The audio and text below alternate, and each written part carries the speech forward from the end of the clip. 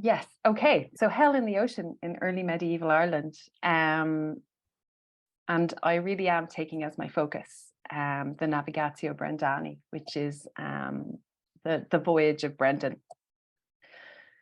So the Navigatio Brendani's popularity is evident from its medieval transmission and its modern renown. Although the composition of the text has been dated to the late 8th, possibly early 9th century, it survives in about 125 continental manuscripts from the 10th century onwards, and it was translated into almost every Western vernacular.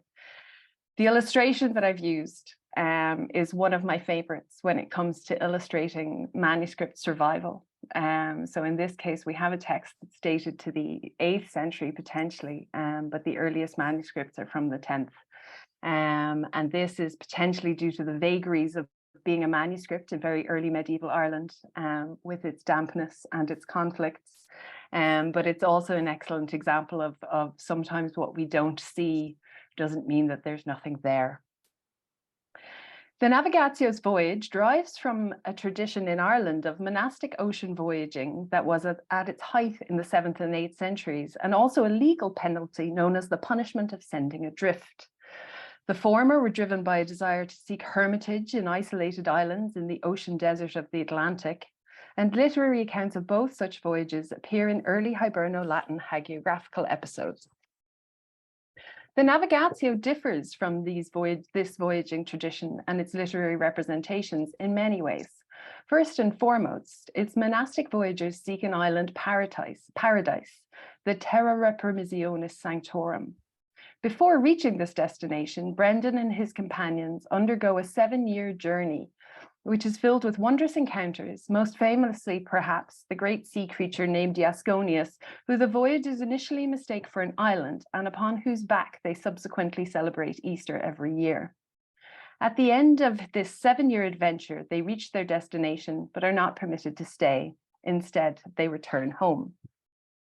So cutting straight to the title of the talk, during this ocean voyage, Brendan encounters hell. He names it hell, and it looks like this. So where I can, or where I could, I've tried to include the Latin text and the translation on the slides, and otherwise I've provided the Latin text and I'll read the translation. So this is what they witness. It looked as if the whole island was ablaze, like a single sphere, and the sea boiled, just as a cooking pot full of meat boils when it is plied with fire.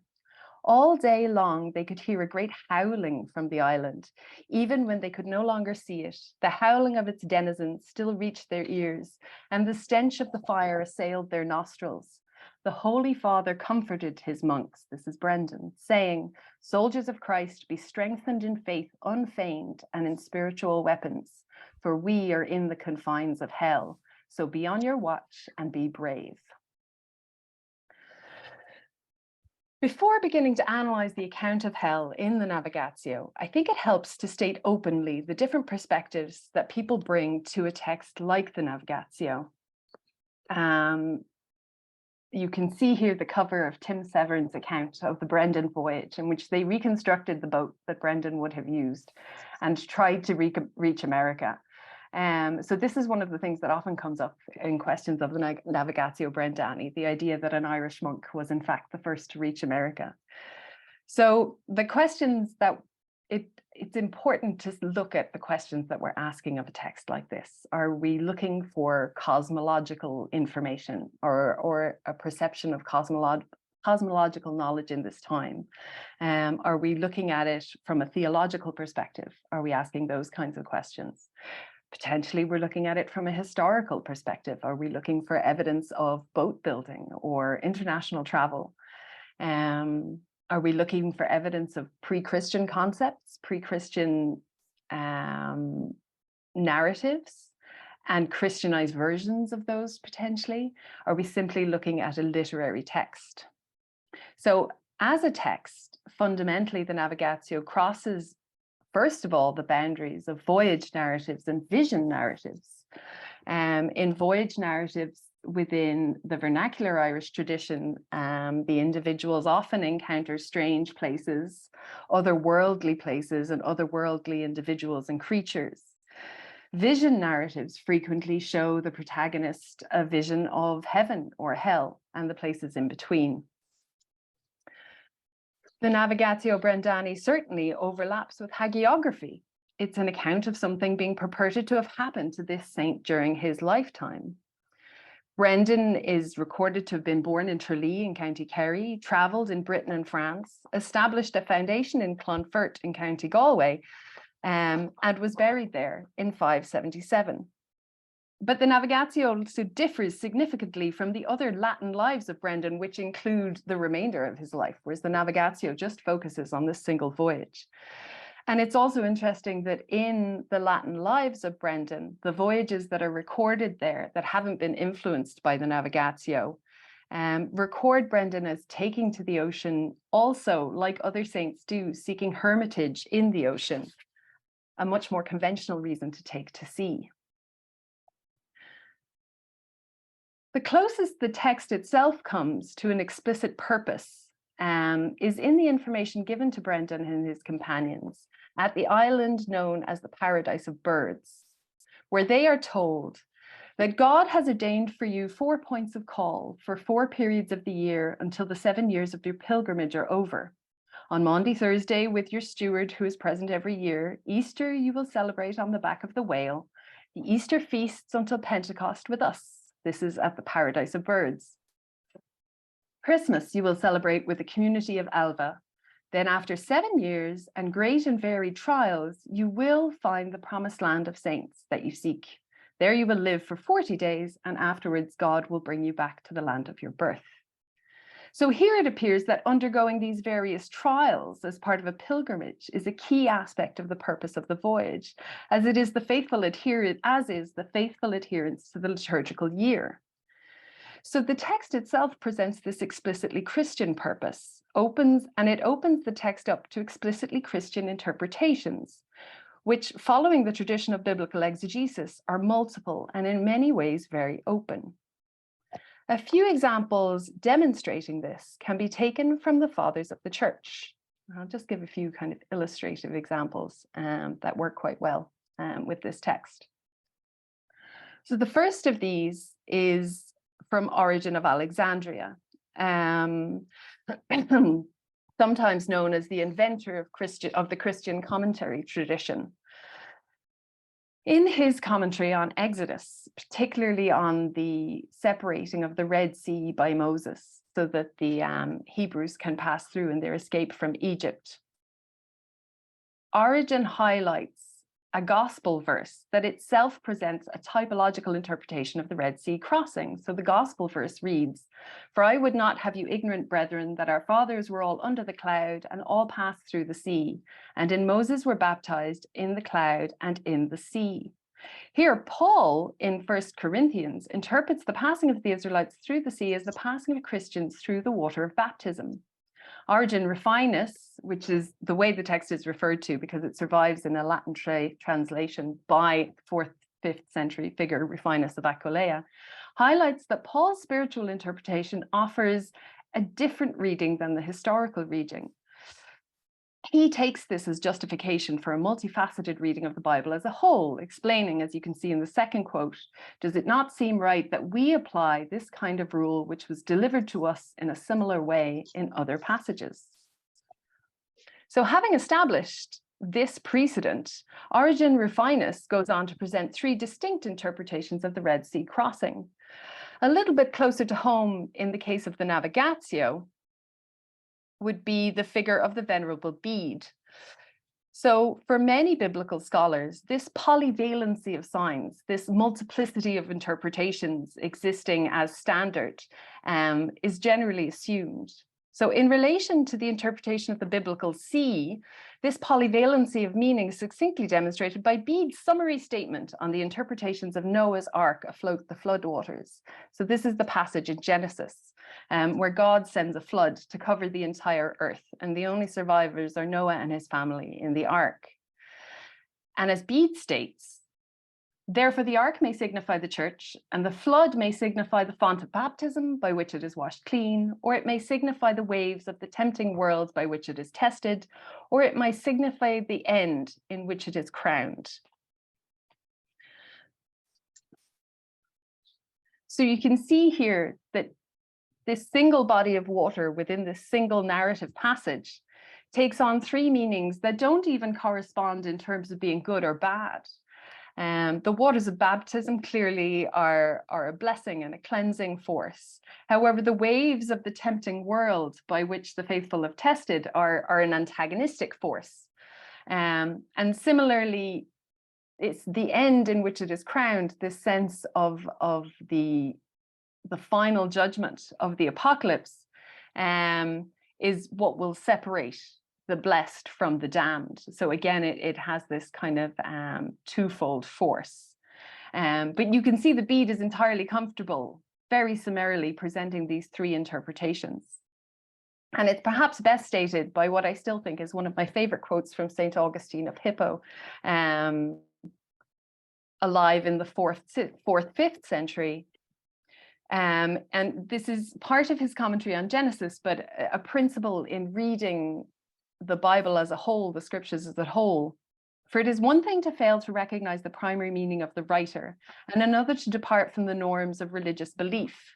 If both these difficulties are avoided, the reader gets full profit from his reading. Failing that, even though the writer's intention is uncertain, one will find it useful to extract an interpretation in harmony with our faith.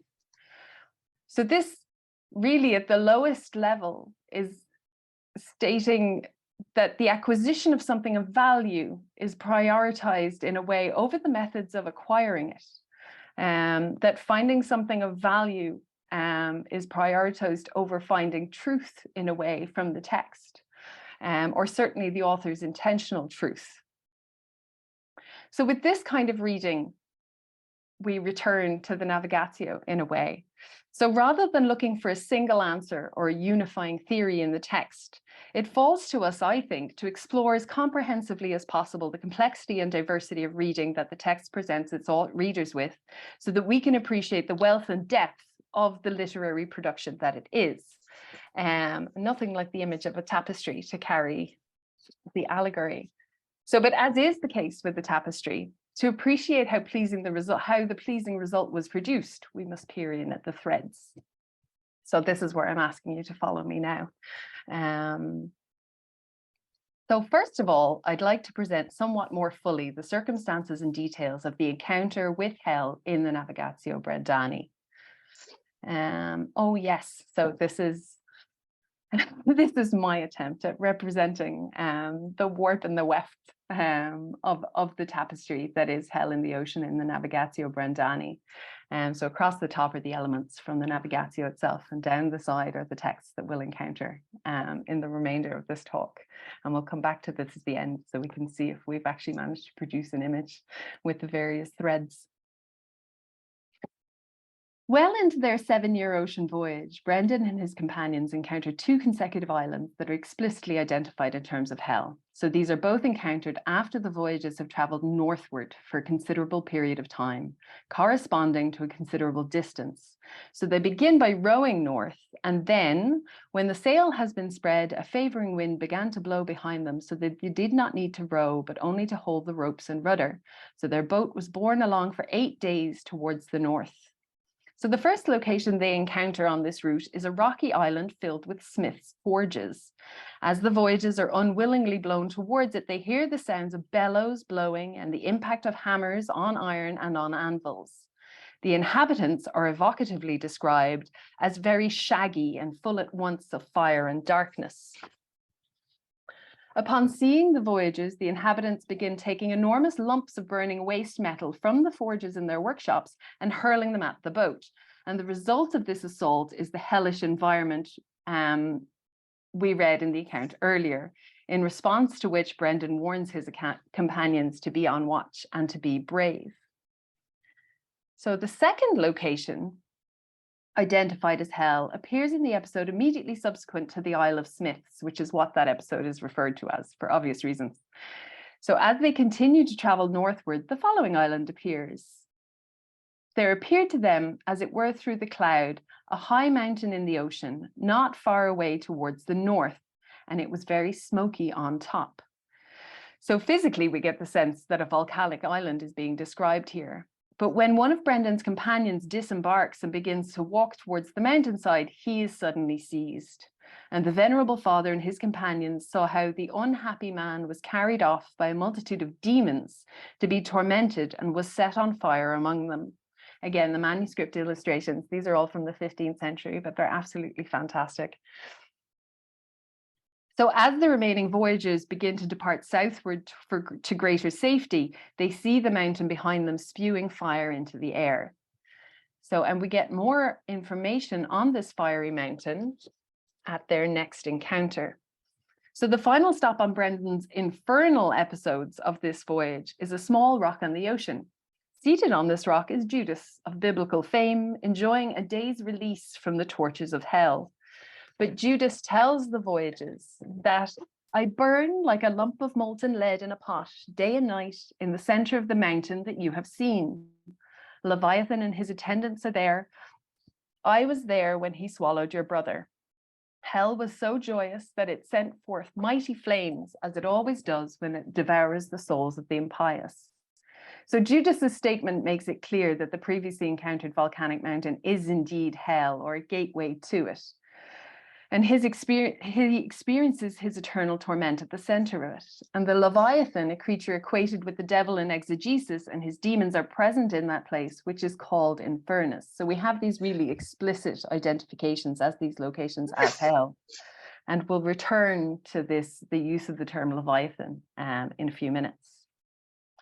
So this essentially is the warp of the weave. And so now we explore the weft. So to begin with, it's worth acknowledging that there is a pervasive and ancient view of the sea as an antagonistic entity.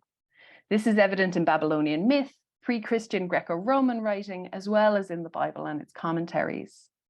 It is important that a clear distinction is made between the study of biblical origins, or the biblical sea's origins in the ancient past, and its representation and reception in the medieval period, however.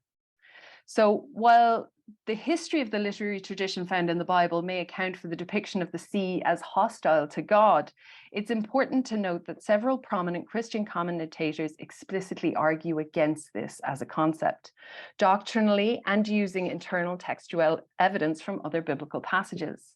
So again, we can turn to Bede as an example of this in insular writing. In his commentary on Genesis, he states that nor is it correct to believe that the waters were made other than by God, that they weren't pre-existing, that they have no existence as an entity antagonistic to God. And I quote, because although scripture does not say it openly here, nevertheless it signifies it openly when it makes it known that they were illuminated by God and set in order at his command. And also the Psalm plainly says, and let the waters that are above the heavens praise the name of the Lord, for he spoke and they were made. So, though the study of the sources and analogues of the Bible may suggest the existence of the waters and the abyss in particular before God's acts of creation, it is of greater significance to us that this belief was actively refuted in the period in question here. And the diagram that I'm showing you there is more a cosmological fact. So this is referred to as a TO map, a world map. So this is from a 9th century manuscript of Isidore of Seville's Etymologiae. And the key feature that I want to point out, you can see Europa and Africa and Asia, but you can see the Oceanum Mare around the edges in the circle. So this idea of the encircling ocean around the edge of the world. So although Christian commentators deny that the ocean has an inherent agency or constitutes a distinct entity, it remains a dangerous element of nature, and its cosmological significance as the delineator of the limits of the mortal world is something that certainly remains. So this example is taken from the Vita Columbae, which was composed by Adolf in the late 7th century.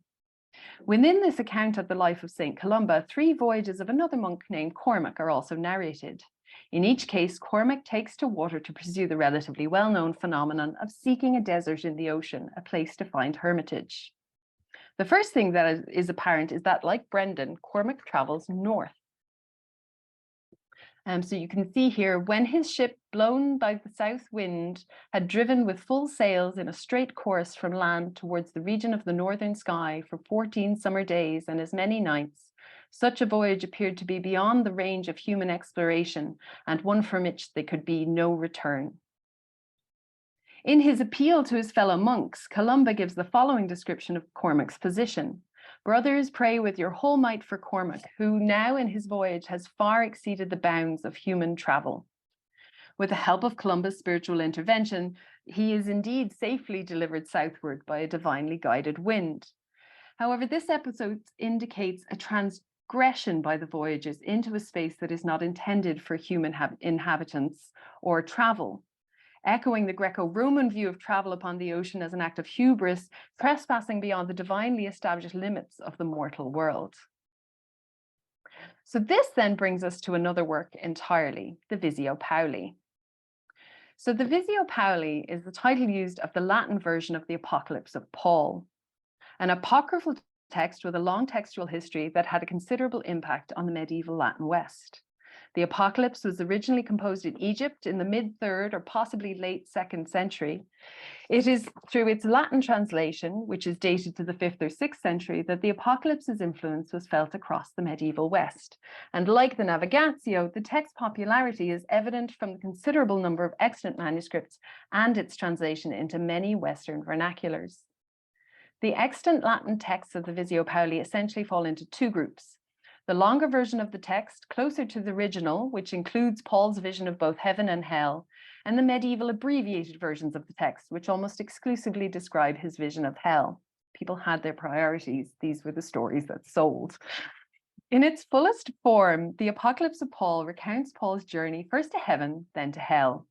Before returning to his mortal form, Paul visits heaven once more.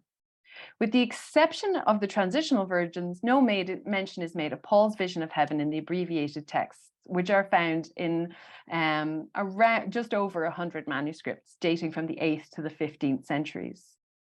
Insular use of the longer heaven-hell version of the Visio Pauli is datable back to the 7th century, so it was well familiar in Ireland and Britain. A number of other parallels are evident between the infernal regions of the Navigatio discussed and the Visio Pauli.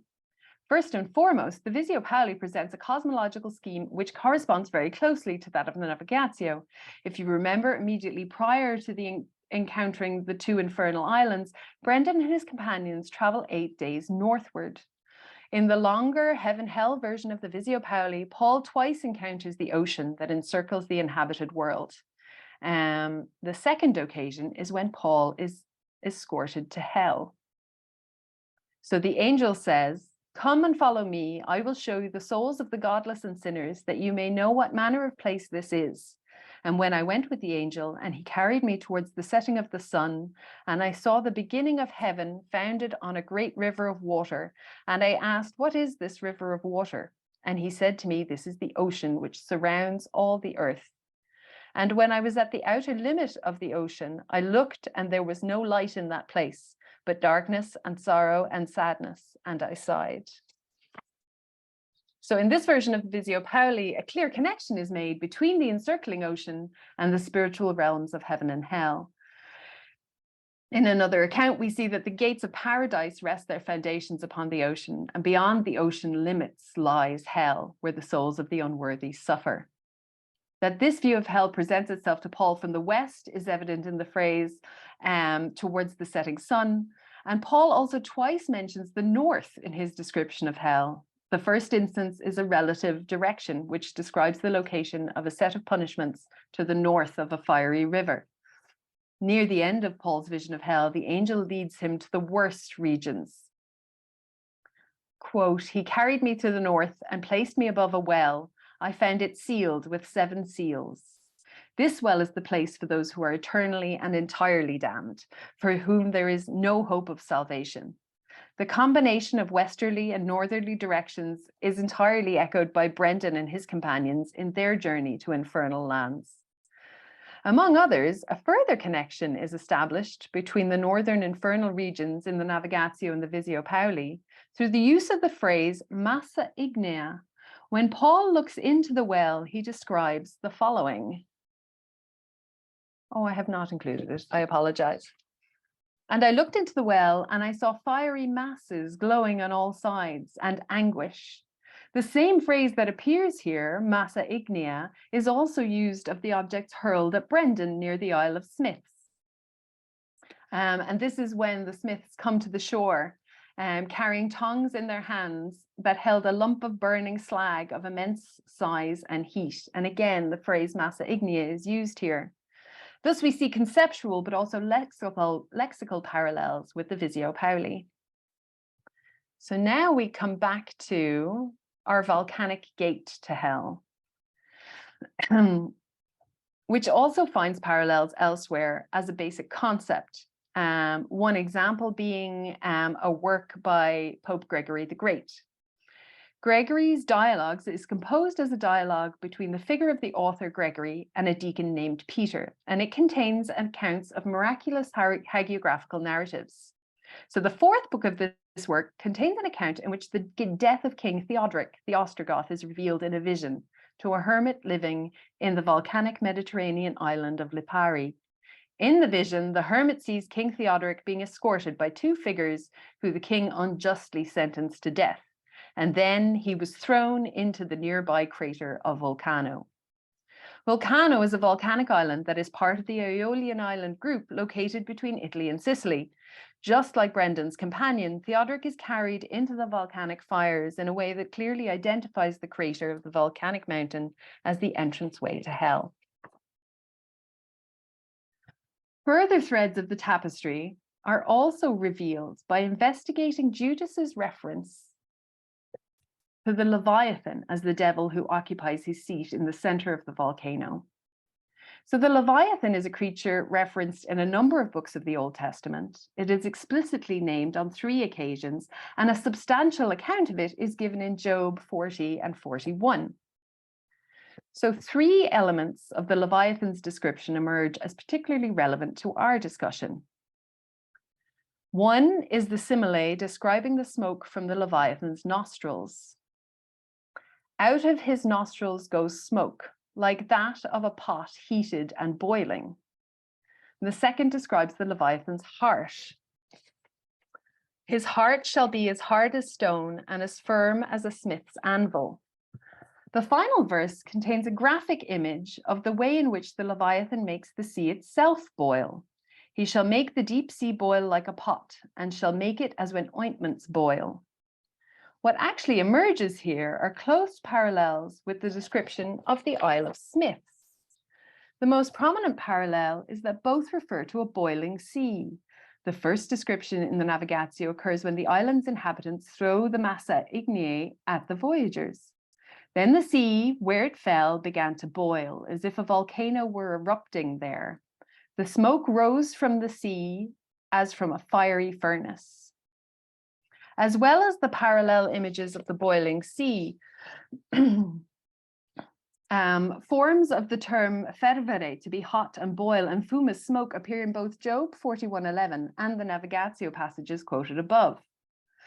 The second description of the boiling sea in the Navigatio occurs as the voyagers retreat from the island, and this is the one that we've heard before, that it looked as if the whole island was ablaze like a sphere, and the sea boiled just as a cooking pot full of meat boils when it is well plied with fire. In this case, the vocabulary used in the Navigatio differs from that in Job, but there is a strong correspondence in the imagery. In Job 41:11 compares the smoke from the Leviathan's nostrils to that arising from a heated pot. In Job 41:22, the sea itself is described as boiling like a pot, but also like when ointments boil, suggesting the image of a boiling liquid. In the Navigatio, the sea is similarly compared to a boiling pot, in this case, a kakabus or cooking pot filled with meat rather than ointments. The Navigatio also contains the reference to the heating pot, as it is well plied with fire.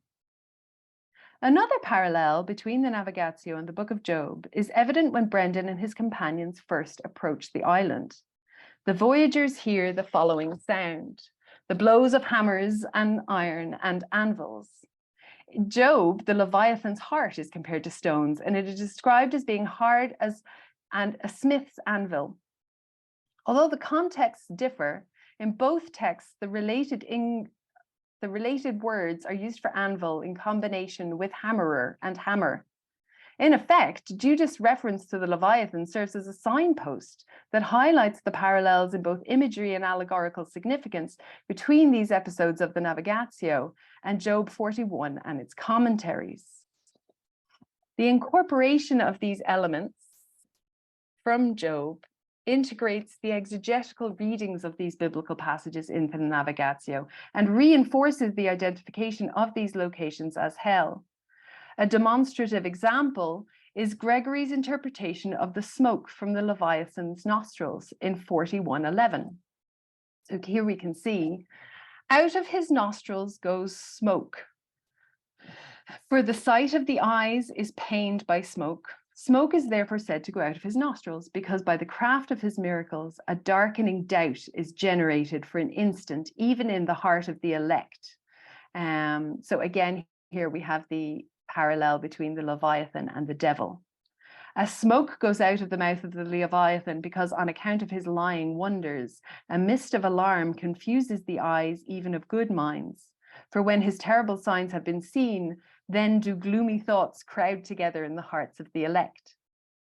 Here Gregory interprets the smoke produced by the Leviathan as the devil's ability to cloud and confuse the hearts and minds of even the most faithful Christians. The lexical parallels between Job 41:11 and the Navigatio's infernal locations have been demonstrated. As a result, there's potential here for the smoke produced by the boiling sea in the Navigatio to adopt this further exegetical significance of the smoke from the Leviathan's nostrils. This reading is then supported by Brendan's call to his companions as they leave the Isle of Smiths and approach the volcano hell where the Leviathan resides. And he says, he comforts his monks, saying, "Soldiers of Christ, be strengthened and be in faith unfeigned and spiritual weapons, for we are on the borders of hell. So be on watch and be brave." Brendan's caution and encouragement are appropriate in the context generally. However, it may also be inferred that they are specifically addressed dangers of the devil that Gregory explains are signified by the smoke from the Leviathan.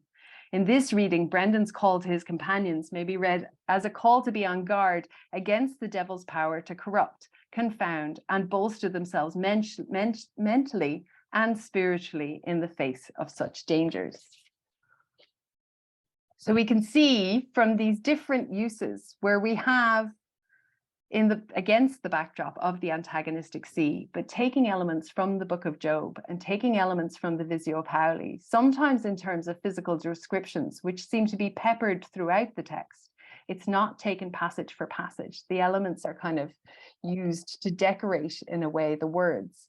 But all of these then visual, and the visual echoes and the verbal echoes, then are a call and a signposting for the reader of the Navigatio, who is presented with what is often quite a whimsical and mythical sounding tale, to redirect to these texts that would more conventionally be taken as the source of an exegetical reading, as a spiritual reading and a theological reading, so that the signpost is there for the wider significance of the text, and that it's the interweaving of things that gives the Navigatio its greater significance.